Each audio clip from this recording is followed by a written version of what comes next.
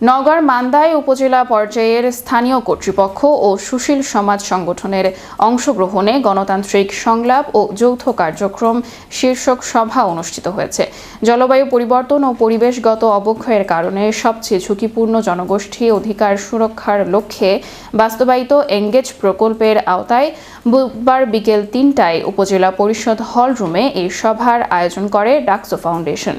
সভায় সবিতা ওরাও এর সভাপতিত্বে প্রধান অতিথি হিসেবে উপস্থিত ছিলেন আক্তার জাহান সাথী। বিশেষ অতিথি হিসেবে বক্তব্য দেন উপজেলা সমাজসেবা অফিসার আল মাসুদ রানা।